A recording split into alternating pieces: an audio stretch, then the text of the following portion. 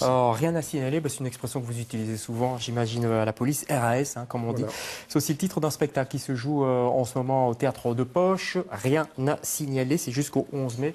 Et la mise en scène est signée Georges Ligny, qu'on va recevoir dans quelques instants. Extrait. Merci. Merci. Nous arrive d'avoir des oiseaux. Pardon? Ou c'est juste moi?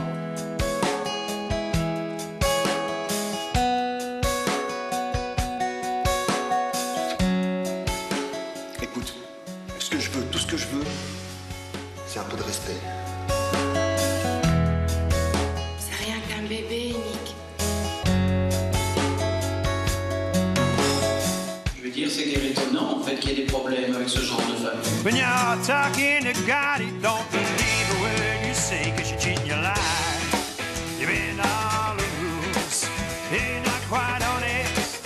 You can't tell the truth, and every word you say, everything you do, and every promise you make, you don't carry through.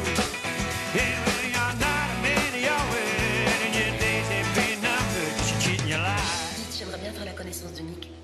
Il est sorti avec la camionnette. Oui, mais si on pouvait fixer une date. Eh bien, quand vous voulez, passez quand vous voulez.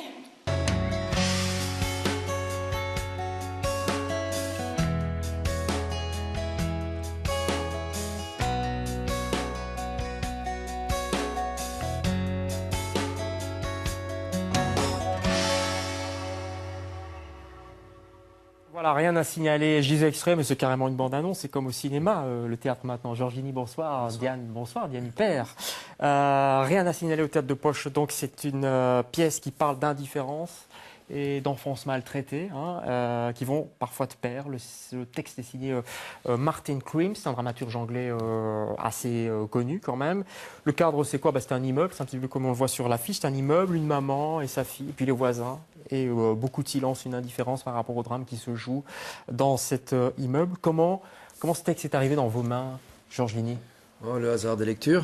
Je suis un adepte du théâtre anglo-saxon. Et, oui. J'ai ce texte en magasin depuis plusieurs années. Je suis allé le proposer à Roland Mauden, qui était directeur encore l'année passée, et qui a programmé, qui est tombé amoureux du texte, comme moi, de la finesse d'écriture, un thème difficile, traité avec beaucoup de pudeur, et voilà. Ouais. Il y a une phrase qu'on entend souvent par rapport à ces thématiques-là, c'est de quel droit je m'en serais mêlé. Ça revient souvent. Est-ce qu'on a le droit de se mêler de quelque chose qui se passe à côté de chez soi? Je vais vous poser la question aussi, Diane, juste après. C'est tout le thème de la pièce et la réussite de l'auteur et toute l'ambiguïté qu'il y met. Donc c'est pas évident en fait. C'est pas du tout évident. C'est l'humain dans toute son ambiguïté, avec ses failles, ses faiblesses, sa lâcheté et parfois peut-être de bonnes mauvaise raison de ne pas intervenir, la peur de briser une famille, de se tromper aussi. D'avoir un procès sur le dos peut-être. D'avoir un procès sur le dos aussi, voilà. Mais ça peut aussi maladroitement partir de bonnes intentions. C'est le cas d'un des deux personnages du duo qui n'intervient pas parce que lui-même a une famille brisée injustement et donc. Diane Huppert, est-ce que il faut dénoncer? Donc vous travaillez pour Yapaka, oui. Association qui traite notamment des problèmes de maltraitance d'enfants. Est-ce qu'il faut dénoncer systématiquement? Qu'est-ce qu'on fait? Parfois on entend des cris, on entend du bruit. Est-ce qu'il faut garder le silence ou pas? Alors non, il faut parler. Il faut parler. Je pense que la question de la légitimité d'intervenir se pose à tout un chacun. Qu'on soit voisin, qu'on soit citoyen, qu'on soit professionnel, qu'on soit membre de la même famille d'ailleurs. Dans la prévention qu'on tente de mettre en place pour soutenir les professionnels d'ailleurs qui travaillent avec les familles. À l'ASBL Yapaka, c'est ça? C'est pas une SBL, c'est un service de la communauté française.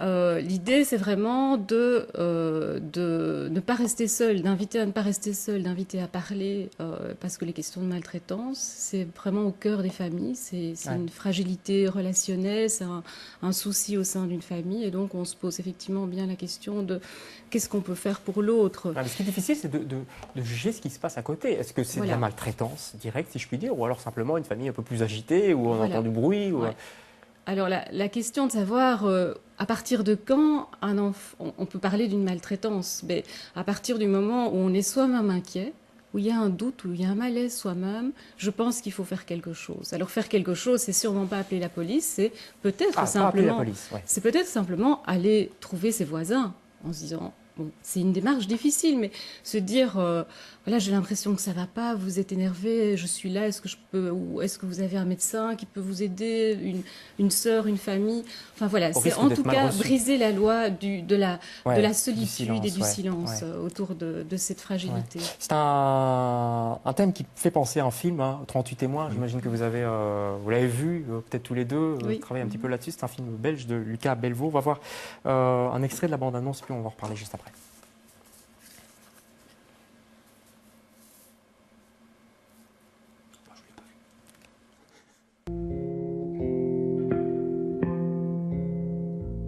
Je t'ai menti, mon amour. J'étais ici cette nuit-là. Je dormais déjà, je crois. Je sais plus très bien. Je me souviens que je me suis réveillé en sursaut. Et le silence était terrible. Et puis il y a eu un cri atroce. Épouvantable. Inhumain. Tout le monde a été interrogé par la police. Tout le quartier. À part toi, personne n'a rien entendu, t'es le seul. Je sais ce que j'ai entendu. T'as pu faire un cauchemar. Alors voilà, le film 38 témoins, on est un petit peu dans la même systématique, même si ce n'est pas la maltraitance d'enfants. On va revenir sur la maltraitance d'enfants. Plutôt que, si on ne sait pas aller voir ses voisins, qui faut aller voir? Alors, une assistance sociale, est-ce qu'il y a des services, est-ce qu'il y a suffisamment de services qui s'occupent de ça, Diane Huppert? Alors, il y a des services spécifiques qui s'occupent de situations de maltraitance, que sont les équipes SOS Enfants, mais il y a aussi les services d'aide à la jeunesse, les SAJ.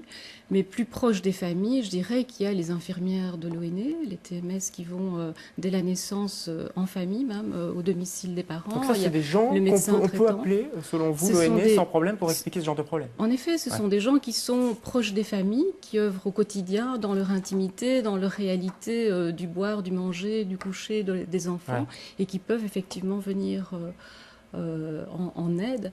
Ce que j'aurais peut-être envie de relever par rapport à 38 témoins, justement, c'est que là, et dans d'autres situations, surgit un événement.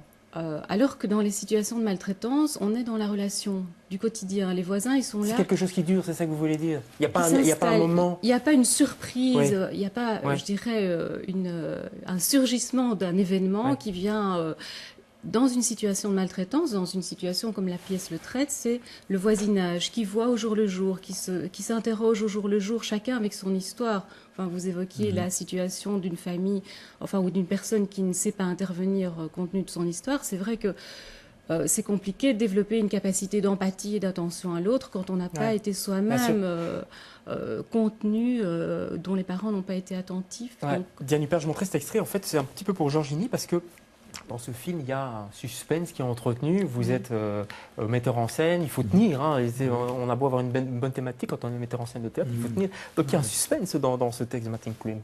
Oui, c'est de savoir d'abord...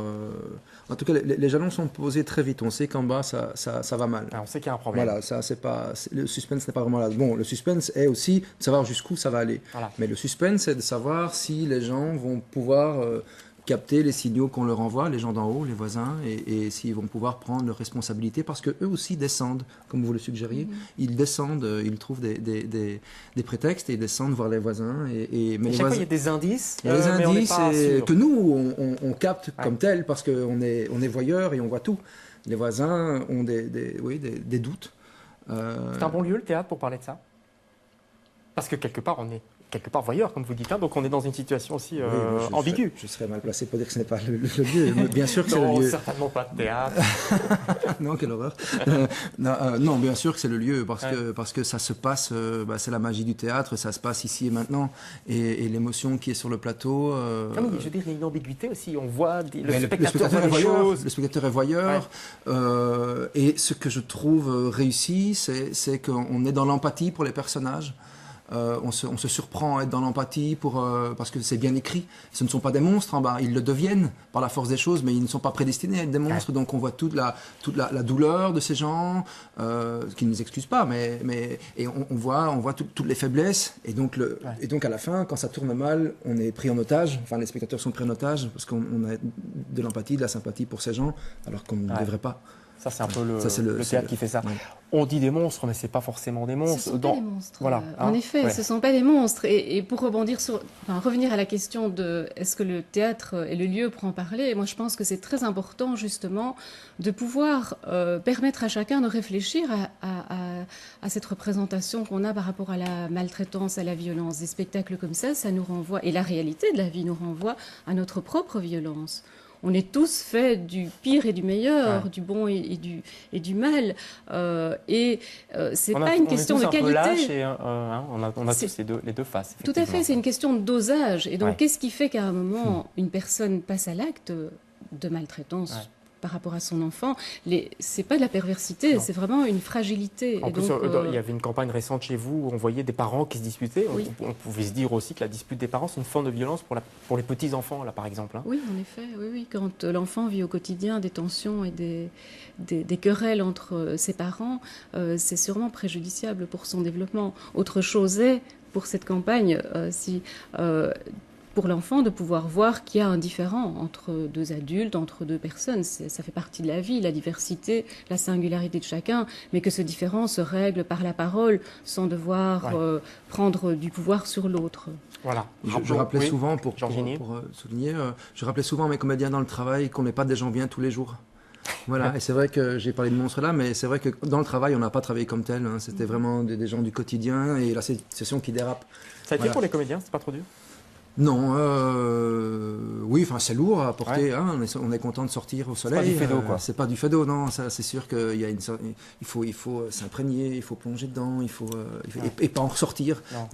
Donc pour les acteurs, c'est une plongée tous les soirs dans cet univers, voilà. Mais on va pas faire peur aux spectateurs. Non, parce qu'il y a beaucoup d'humour aussi. Voilà, hein. C'est du théâtre anglo-saxon qui mêle l'humour au drame. Donc il y a des soupapes où on peut rire aussi. Il y a des soupapes comme quoi on peut rire et puis réfléchir aussi. Et puis il y a des débats le 23. Je crois qu'il n'y a pas qu'à participer à un débat dans ce qu'on appelle le bar, le bar, très bien fréquenté. Le fameux bar du Poche. Le fameux bar du Poche. Débat le mardi soir, donc spectacle au Poche, c'est jusqu'au 11 mai, je crois, si je ne m'abuse. Oui.